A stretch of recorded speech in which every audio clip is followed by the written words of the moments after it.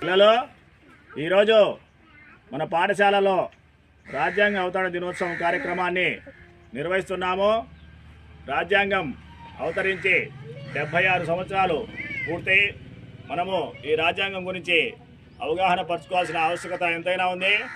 ప్రాథమిక స్థాయి నుంచే రాజ్యాంగం పట్ల బాధ్యతాయుతమైన పౌరులుగా ఎదగటానికి మనము అందరం కలిసి ఈ రాజ్యాంగ ప్రవేశిక ప్రతిజ్ఞను చేద్దాము. పిల్లలందరూ చేద్దామంటే ముందుకు కుడి చేయి. భారత రాజ్యాంగ ప్రవేశిక భారతదేశ ప్రజలమైన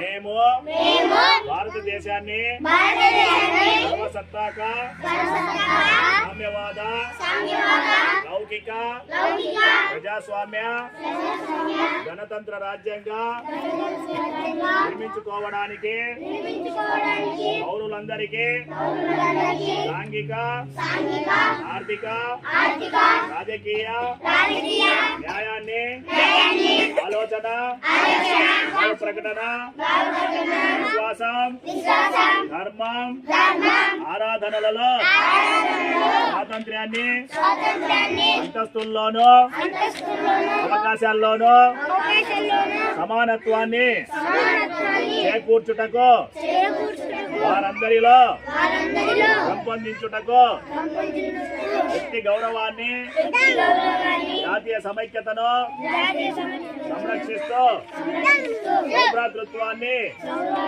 పెంపొందించడానికి 1949 నవంబర్ 26న మన రాజ్యాంగ పరిషత్తులో ఎంపిక చేసుకొని శాసనంగా రూపొందించుకున్న ఈ రాజ్యాంగాన్ని మాకు మేమే ఇచ్చుకున్నాం. మనమందరము ప్రాథమిక స్థాయి నుంచే మన రాజ్యాంగం పట్ల గౌరవాన్ని పెంపొందించుకొని బాధ్యతాయుతమైనటువంటి పౌరులుగా ఎదగాలని చెప్పి మీ అందరికీ ప్రాథమిక హక్కులతో పాటు బాధ్యతలు కూడా తెలుసుకోవాలని చెప్పి మీ అందరికీ ఈ సందర్భంగా తెలియజేస్తూ థ్యాంక్ యూ.